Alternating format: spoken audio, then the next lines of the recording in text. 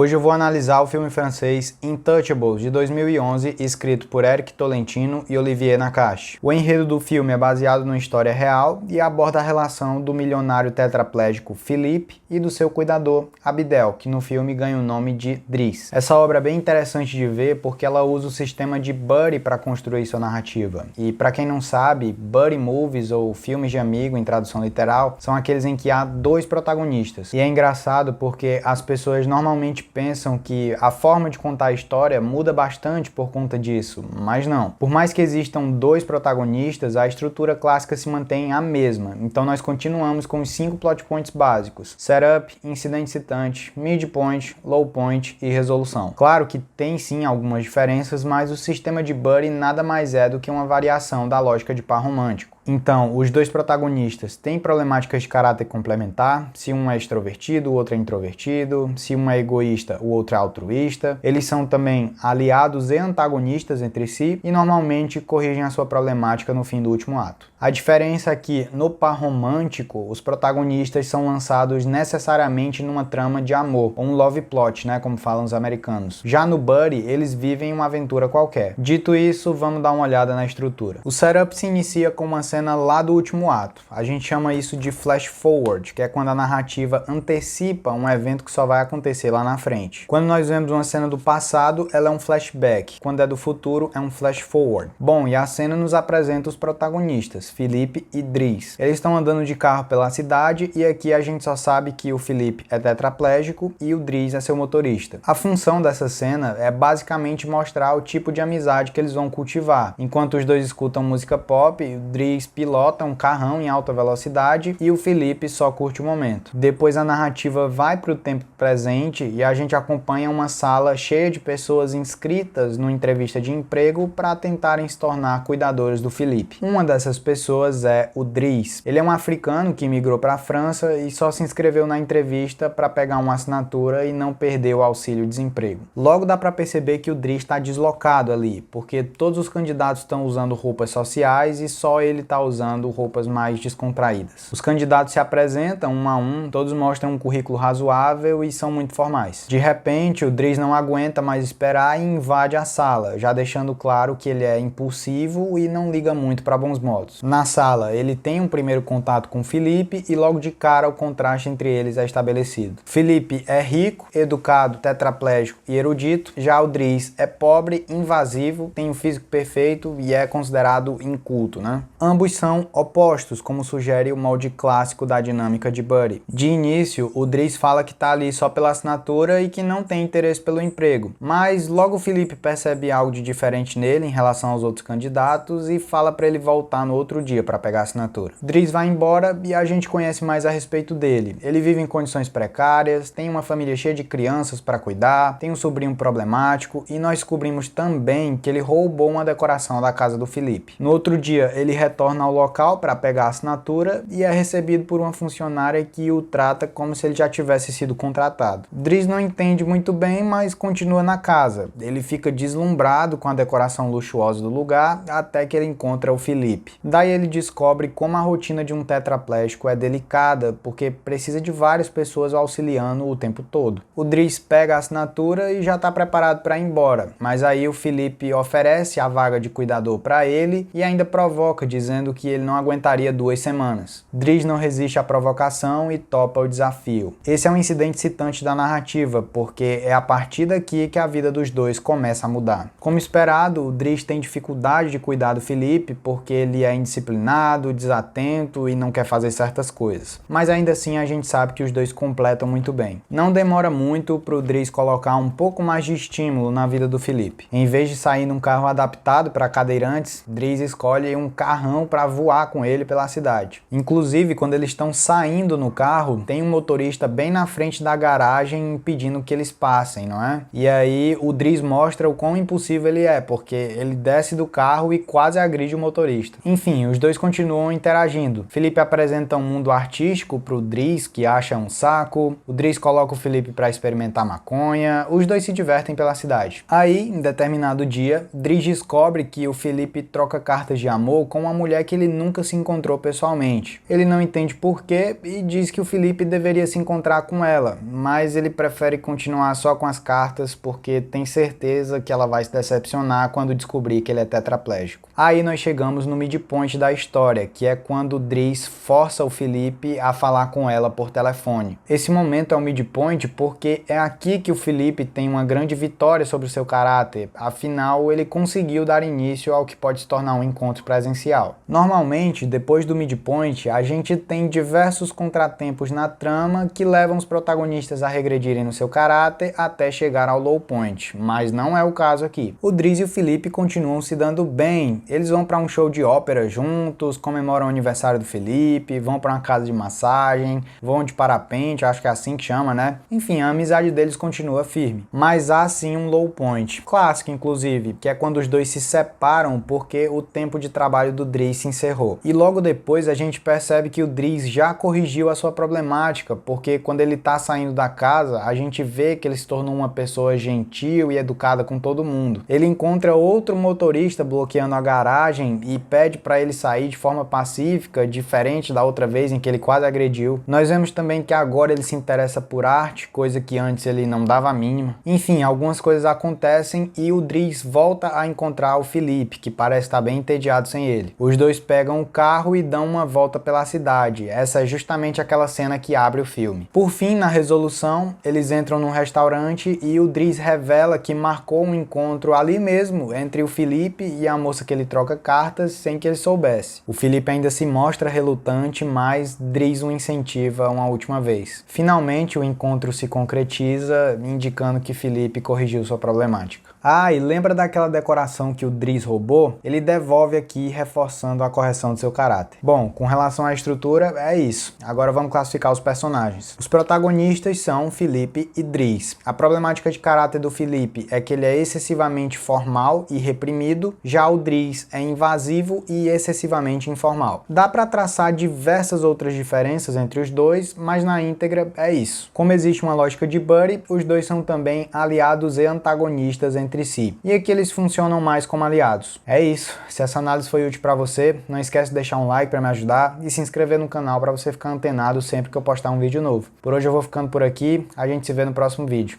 Até mais.